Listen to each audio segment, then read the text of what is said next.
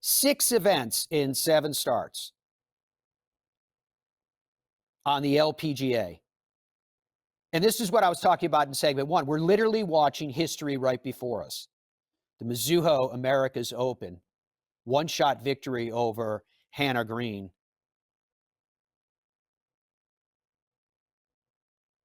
Let's take a look at her results from 2024. Look at that for a second. I mean, it is mind-blowing. Her victory started at the LPGA Drive-On Championship. And then she wins Sari Pak's event, the Ford Championship, the T-Mobile match play, the Chevron Championship, tied for 7th at the Cognizant Founders Cup. Okay, so it looked like, you know what? She admitted, I'm tired. This has been an incredible run that she's been on. And then she comes back and wins again this past weekend. It's incredible. So I like these couple of, do I call them tweets? It's the platform's called X now, but what do we call it when you post something? Do we call it you put out on X? This is from Justin Ray, the legend. Players to win 6 times in a season before June 1. All-time LPGA history. 1951, Babe Zaharias. 1953, Luis Suggs. 2008, Lorena Ochoa, or 2024, Nelly Korda. She is unreal. She is unreal. He writes, Nelly Korda is the first American player to win 6+ times in an LPGA season since Beth Daniel in 1990, and she did it on May 19th. It is incredibly impressive. So when Nelly sat down with the media, you know, she's a great champion. She's the best of the best right now. And they asked her about, clearly we know how she finished, but what about how you got there? What about the way that you started? Yeah, it definitely was not a good start to the day.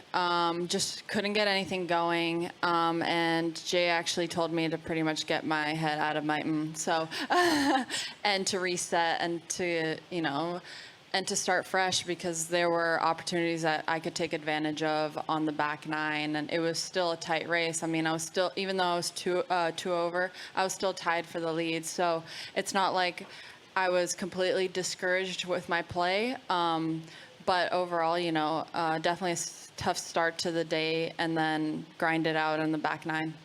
It almost felt like I was back in Vegas at the match play event, honestly, playing with Hannah. It was definitely a lot of back and forth. I felt like, you know, when one of us hit it really close or could take advantage of something on the back 9, the other one hit it close too and made the putt. So overall, I mean, it was a battle until the 18th hole, and you really had to stay really patient out there and trust that, you know, you trust your game and trust that you're going to hit good shots. It's a lot of fun. For me, it's more rewarding that, you know, all the hard work that I've put in, all the roller coaster that I went through from the end of 2021 with my injuries to this year is just super rewarding. And to have my team beside me day in and day out, and being so close-knit really, really makes it special. Yeah, I feel like you never have your A game throughout an entire tournament. You kind of have to grind through it, even with your B, C, and D game. And I definitely felt like I had my C and D game today. Didn't really play that well, and just told myself that even though I was 2 over, I still had opportunities on the back 9 to, you know, take the lead or to battle with Hannah, because she was playing solid golf. For sure, yeah. I mean, all 3 of us say that without their mentorship and without their guidance and knowledge, we wouldn't be where we are today. That is something that we really cherish, and we know is very, very valuable. So my dad still actually does my schedule to this day. Like, he's very, very involved with the scheduling of my entire year and how much time I have off and what I'm doing off the golf course. So they're very much so involved. They were out here this week. I love having them out, and all 3 of us are just grateful to kind of have them in our corner. Yeah, it's pretty high. It was the first event I ever played in 2013 at Sabonic. That was where I kind of realized that this is my dream, and I would love to live that out one day. So obviously I have a tie to that event emotionally. It's tough. There's definitely been some heartbreaking times where I just haven't competed well in U.S. Women's Open, where I feel like I put maybe a little bit more pressure on myself because I do love the event, and I feel like that is, out of all the events, that's like the event for me, because I'm not saying, I'm not downplaying any other major. I'm just saying, like, that is where my dream kind of became reality in a sense.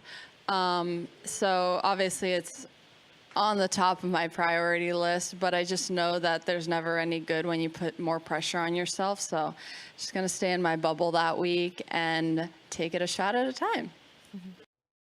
It's interesting when you hear her talk about the U.S. Women's Open. That's the next time we're going to see her tee it up. And the reality is that she's never played the golf course. She's never seen it before. But then you take a step back and go, well, we're talking about an incredibly gifted athlete. And then the reality of which is that of her 6 wins that we just have been celebrating and demonstrating, 3 of those took place in golf courses, well, that she had never seen before. When you're playing that well, you can see the shot, you can execute the shot, and you can execute that which you have worked on and that which your talent carries you through. So I am curious about Nelly's place right now in women's golf, in women's sports in general, in the world of sports in general, all inclusive.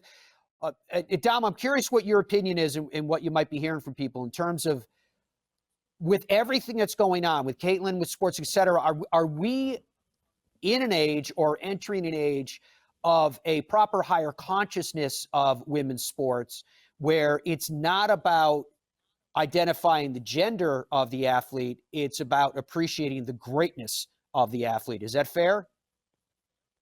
Yeah, I think that's fair, and I think I would have to agree with that. The platform, I mean, obviously you mentioned Caitlin Clark, is who we're referring to in the WNBA, and the ratings bump that they've received from her, and I think it's likely we're going to see the same thing from Nelly as this continues to progress. When she was talking and you were talking about her, I was looking up some of her stats.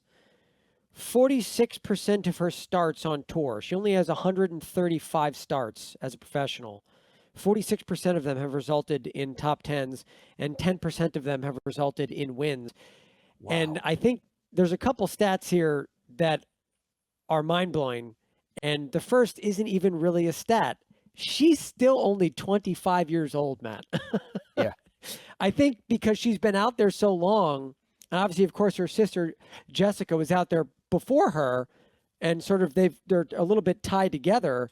We forget she is still so incredibly young and has so much in front of her.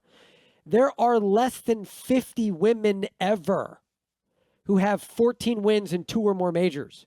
She's 25. So, I mean, is she going to maintain winning at this pace? Of course not.